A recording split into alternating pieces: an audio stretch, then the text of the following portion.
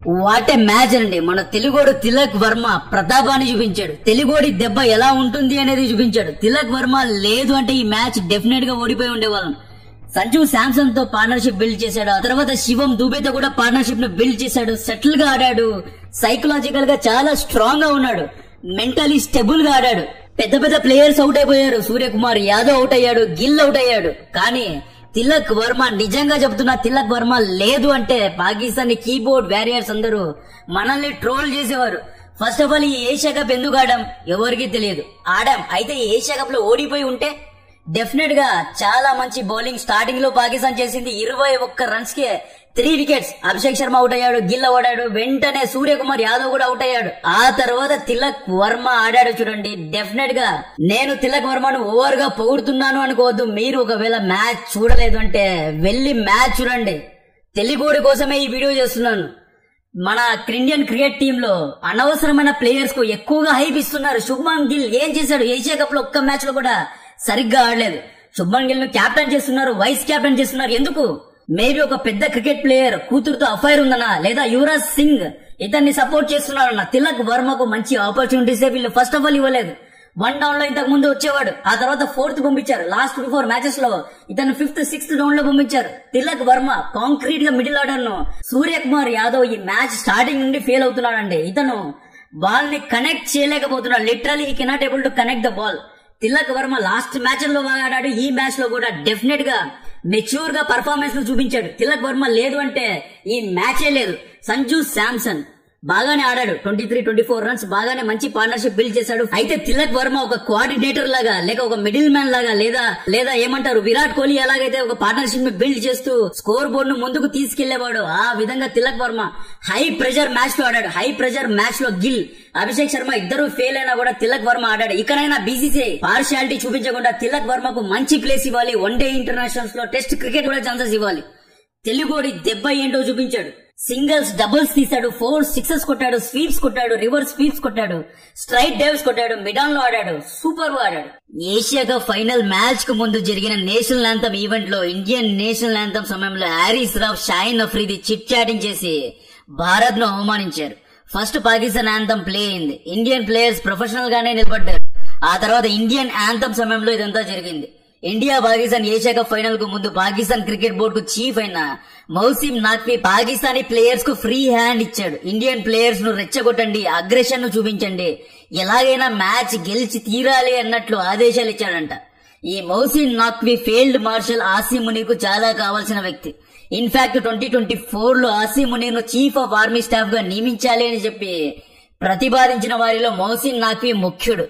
ఇతను Pakistan home minister గా పనిచేశాడు. ఇతన్ని పాకిస్తాన్ పొలిటికల్ మొగల్ అంటారు. సూపర్ 4 లో కూడా అభిషేక్ శర్మ గిల్ ను రెచ్చగొట్టేలా ప్రవర్తించారు. ఇది క్రికెట్ మ్యాచా లేదా సింధూర్ 2.0 యుద్ధమా అనే విధంగా మ్యాచ్ జరిగింది. సూపర్ 4 మ్యాచ్ లో పెద్ద ఎత్తున కాంట్రవర్సీ జరగడం అనేది మనకు తెలిసిందే. పాకిస్తాన్ ఫాస్ట్ బౌలర్ హారిస్ రావ్ 6-1 చేతులు చూపిస్తూ రఫేల్ ను సింధూర్ యుద్ధంలో లేపేశామని చెప్పి ట్రోలింగ్ మొదలు పెట్టాడు. ఇండియన్ క్రౌడ్ ను సైతం రెచ్చగొట్టాడు. హారిస్ రావ్ గుర్తు పెట్టుకోవాల్సిన విషయం, సింధూర్ యుద్ధంలో పాకిస్తాన్ యొక్క 15 మిలిటరీ బేసెస్ ను, రన్వేస్ ను లేపేశాం. నూర్ఖాన్ ఎయిర్ బేస్ లో అమెరికన్ కమాండ్ సెంటర్ పై దాడి చేశాం. ఎయిర్ క్రాఫ్ట్ హ్యాంగర్స్ ను లేపేశాం. 9 ఉగ్రవాద గుంపలను లేపేశాం. మసూద్ అజర్, హఫీజ్ సయీద్ హెడ్ క్వార్టర్స్ పై దాడి చేసిన ఫోటో, శాటిలైట్ ఇమేజెస్ ఇక్కడ చూడొచ్చు. లిటరల్లీ వాళ్ళ దేశానికి వెళ్లి దాడి చేసినా కూడా వీళ్ళకు సిగ్గులేదు. క్రికెట్ లో యుద్ధాన్ని తీసుకొస్తే మీ పరువు మీరే తీసుకున్నట్లు అవుతుంది. మైదానంలో తమ ప్రతాపాన్ని చూపించకుండా భారత్ లో ఆడిన అన్ని మ్యాచెస్ లో ఓడిపోయారు. ఫైనల్ మ్యాచ్ లో స్టార్టింగ్ లో 3 వికెట్స్ 21 కొట్టారు. బట్ ఆ తర్వాత మనోళ్ళు పుంజుకున్నారు. అట్లీస్ట్ శ్రీలంక లాస్ట్ మ్యాచ్ లో ఫైట్ అయినా చేసింది. సూపర్ ఓవర్ వరకు మ్యాచ్ ను తీసుకెళ్లింది. కానీ వీళ్ళు మైదానంలో రాజకీయం చేయడంలో, అభిషేక్ శర్మను రెచ్చగొట్టడంలోనే బిజీగా ఉన్నారు. 23 ఏళ్ల కుర్రాడు షాహిన్ అఫ్రీదీకు లాస్ట్ మ్యాచ్ లో ఫస్ట్ బాల్ కే 6 కొట్టాడు. ఈ మ్యాచ్ లో సెకండ్ బాల్ కే 4 కొట్టాడు. యాక్చువల్లీ ఈ మ్యాచ్ లో అభిషేక్ శర్మ తొందరగా అవుట్ అయ్యాడు. ఒకవేళ ఇతను ఒక 10 మినిట్స్ లేదా 15 మినిట్స్ ఉండి ఉంటే మ్యాచ్ చాలా ఫాస్ట్ గా కంప్లీట్ అయ్యేది. ఓపెనర్ ఫర్హాన్ సూపర్ 4 మ్యాచ్ లో తన ఉగ్రవాద ప్రవర్తన చూపించాడు. 50 చేసి AK-47 గన్ ఫైరింగ్ సెలబ్రేషన్ చేశాడు. యాక్చువల్లీ పెహల్గాం దాడుల్లో 4 ఉగ్రమూకలు ఆయుధాలు లేని హిందువులను తమ యొక్క మతం అడిగి ప్యాంట్లు విప్పి చంపారు. ఆ దాడిని గుర్తు చేసుకుంటూ ఉగ్రవాదులకు సపోర్ట్ చేస్తూ AK-47 గన్ సెలబ్రేషన్ చేశాడు ఫర్హాన్. అయితే ఫైనల్ మ్యాచ్ లో ఇతని పైన ఫైన్ పడింది కాబట్టి ఫైనల్ మ్యాచ్ లో కూడా 50 కొట్టాడు. అయితే గన్ సెలబ్రేషన్ చేయలేదు. అయితే లాస్ట్ మ్యాచ్ లో షహీన్ అఫ్రీదీకు 6 కొట్టి అభిషేక్ శర్మ చాలా అగ్రెసివ్ గా కౌంటర్ ఇచ్చాడు. డీకే అన్నట్లు చల్ వెళ్ళు అన్నట్లు చాలా గట్టిగా మాట్లాడాడు. భారతీయ ప్లేయర్స్ జస్ట్ షేక్ హ్యాండ్స్ ఇవ్వలేదు, నో షేక్ హ్యాండ్స్ ను ప్రకటించారు. అంతేగాని బ్రహ్మోస్ నూర్ఖాన్ లో తాండవం చేసింది, 15 మిలిటరీ బేసెస్ ను లేపేశామని చెప్పి మనం ఆన్ గ్రౌండ్ లో యుద్ధాన్ని తీసుకురాలేదు. కానీ పాకిస్తానీ ప్లేయర్స్ అడుక్కి దిగజారినట్లు సెలబ్రేట్ చేశారు. ఇంటర్నేషనల్ క్రికెట్ కౌన్సిల్ రంగంలో దిగి షేక్ హ్యాండ్స్ ఇవ్వలేదు అని చెప్పి సూర్యాపై 30% ఫైన్ ను ప్రకటించింది. హారిస్ రాఫేల్ ఒక సెలబ్రేషన్ చేశాడు, క్రౌడ్ ను రెచ్చగొట్టాడని చెప్పి 30% ఫైన్ వేశారు. ఉగ్రవాద సెలబ్రేషన్ చేసినందుకు ఫర్హాన్ పైన కూడా ఇతని ఫీ పైన కూడా 50% ఫైన్ వేశారు. ఈ రోజు పాకిస్తాన్ ప్లేయర్స్ ను ట్రోల్ చేశాడు, ఫ్లైట్ సెలబ్రేషన్ చేశాడు, బ్రహ్మోస్ వచ్చేసి దించింది అన్నట్లు సెలబ్రేట్ చేశాడు అని చెప్పి పీసీబీ ICC కు కంప్లైంట్ ఇచ్చింది. హర్షదీప్ సింగ్ పైన ఇంతవరకు ఎటువంటి ఫైన్స్ వేయలేదు. ఈ ఫైనల్ మ్యాచ్ కు ముందు Asian cricket council member PCB chief Mohsin Naqvi Indians లో రెచ్చగొట్టండి, ఏమైనా అయితే నేను చూసుకుంటా అని చెప్పి అల్టిమేటం ను జారీ చేశాడు. భారతీయులు బ్యాట్ అండ్ బాల్ తో సమాధానం ఇచ్చారు. ఫైనల్ మ్యాచ్ దగ్గరకు వస్తే openers Farhan and Fakhar Zaman starting లో బాగానే ఆడారు. Pakistan ISI keyboard warriors X లో వచ్చేసి విజయాన్ని ప్రకటించేశారు. ప్రీ మెచ్యూర్ గా సెలబ్రేట్ చేయడం మొదలు పెట్టాడు. బట్ మిస్టరీ వరుణ్ చక్రవర్తి వేసిన స్లోవర్ బాల్ లో 6 కొట్టడానికి వెళ్లి డీప్ లో తిలక్ కు క్యాచ్ ఇచ్చి ఫర్హాన్ అవుట్ అయ్యాడు. 36 బాల్స్ లో 46 రన్ చేసి మంచి ఫామ్ లో ఉన్న ఫఖర్ జమాన్ బాగానే ఆడాడు. బట్ వరుణ్ చక్రవర్తి బౌలింగ్ లో ఆఫ్ సైడ్ లో కుల్దీప్ కు క్యాచ్ ఇచ్చి అవుట్ అయ్యాడు.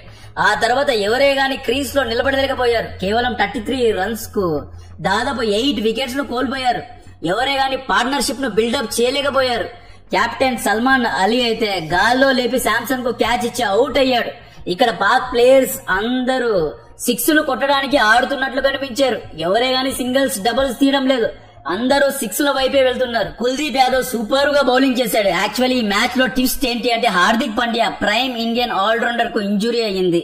ఈయన బదులు హర్షదీప్ ను తీసుకుంటారు అని అందరూ అనుకున్నారు. కానీ గౌతమ్ గంభీర్ రింకు సింగ్ ను ప్రిఫర్ చేశారు. అయితే ఈయన ఈ డిసిషన్ కరెక్టే అనిపిస్తోంది. ఎందుకంటే ఈ మ్యాచ్ లో చూస్తే 21 రన్స్ కే 3 వికెట్స్ వెళ్లిపోయాయి. సో బ్యాట్స్మెన్ గేమ్ కాబట్టి ఈయన రింకు సింగ్ పెట్టుకున్నారు. ఒక రకంగా సైకలాజికల్ గా కూడా ఇండియన్ టాప్ ఆర్డర్ బ్యాట్స్మెన్ చాలా ఫ్రీగా ఆడతారు.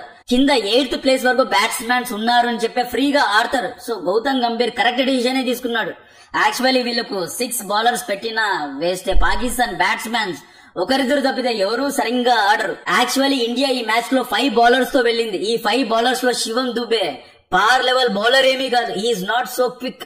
126, 130 మా అయితే 135 వరకు ఈయన వేయగలడు. ఈయన పేస్ కూడా చాలా స్లోగా ఉంటుంది. ఈ మ్యాచ్ లో ఆశ్చర్యకరంగా శివం దుబే ఫస్ట్ ఓవర్ వేశాడు. యాక్చువల్లీ బలహీనమైన బౌలింగ్ యూనిట్ తో ఇండియన్ టీం వెళ్లినా కూడా పాకిస్తాన్ దీన్ని యూటిలైజ్ చేయలేకపోయారు. తమ కాన్సన్ట్రేషన్ ను రాజకీయాల్లో కాకుండా అసీం మునీర్ ను సంతోష పెట్టడంలో కాకుండా ప్రాక్టీస్ లో పెట్టి ఉంటే చాలా ఈజీగా ఈ బౌలర్స్ తో పాకిస్తాన్ 180 రన్స్ ఈజీగా చేసి ఉండేది. ఒకవేళ స్కోర్ బోర్డ్ లో 180 రన్స్ పెట్టి ఉంటే డెఫినెట్ గా భారతీయ బ్యాట్స్మెన్స్ పైన ప్రెషర్ అనేది డబుల్ అయి ఉండేది. పాకిస్తాన్ పేలవంగా ఆడింది. Tilak Varma part time bowler, off spinner, ఒక ఓవర్ వేసి 9 రన్స్ ఇచ్చాడు. తిలక్ వర్మ బౌలింగ్ లో కూడా వీళ్ళు మాక్సిమం రన్స్ ను రాబట్టలేకపోయారు. ఇండియన్ బ్యాటింగ్ దగ్గరకు వస్తే ఇండియా ఈసారి 8 బ్యాట్స్మెన్స్ తో ముందుకు వెళ్ళింది. గిల్, అభిషేక్ ఫెయిల్ అయితే సూర్య, తిలక్ ఇద్దరు మిస్ అయితే, అక్సర్ ఫెయిల్ అయితే దూబే ఫెయిల్ అయితే రింకు, ఏ స్పాట్ లో అయినా ఆడగలిగే సంజు శాంసన్, లాస్ట్ లో 5 to 10 రన్స్ కొట్టగలిగే బుమ్రా, ఇలా 8 to 9 బ్యాట్స్మెన్స్ తో ముందుకు వెళ్ళింది భారత్. ఈ మ్యాచ్ లో ఒక్క ప్లేయర్ నిలబడి 70 రన్స్ కొట్టినా మ్యాచ్ గెలుస్తారు. ఒక్కొక్క ఇండియన్ ప్లేయర్ 20 to 30 రన్స్ కొట్టినా మ్యాచ్ ను ఈజీగా గెలిచేస్తాం. 146 రన్స్ అనేది చాలా తక్కువ స్కోర్. ఈ మ్యాచ్ లో కూడా సూర్యకుమార్ యాదవ్ పాకిస్తాన్ కెప్టెన్ సల్మాన్ కు షేక్ హ్యాండ్స్ ఇవ్వలేదు. నో షేక్ హ్యాండ్ పాలసీ అంటున్నాడు. కొన్ని విషయాల్లో క్రికెట్ కంటే టాప్ లో భారతీయ హితమే ఎక్కువగా ఉంటుంది, ఇండియన్ సెంటిమెంట్స్ ఎక్కువగా ఉంటుంది. నా పైన 30% కాదు 50% ఫైన్ వేసినా పర్వాలేదు అన్నట్లు సూర్య అంటున్నాడు. మొన్నటి వరకు Pakistan cricket board referee యాండీ Pycroft ను తీసేయాలి, ఇతన్ని మ్యాచ్ నుండి పీకేయాలి అన్నట్లు డిమాండ్లు పెట్టారు. ఒకవేళ పైక్రాఫ్ట్ ను తీసేయలేదంటే మేము మిగతా మ్యాచెస్ ను బైకాట్ చేస్తామన్నారు. అయితే 140 కోట్ల కోసం పాకిస్తాన్ మూసుకుని అన్ని మ్యాచెస్ ఆడింది. ఈ మ్యాచ్ లో స్టార్టింగ్ లో 21 రన్స్ కి 3 వికెట్స్ పడ్డాయి. ఈజీగా గెలిచొచ్చు. అయితే మన తెలుగోడు తిలక్ వర్మ గట్టిగా నిలబడ్డాడు. 4s and 6s తో మంచి పార్ట్నర్షిప్ ను బిల్డప్ చేశాడు.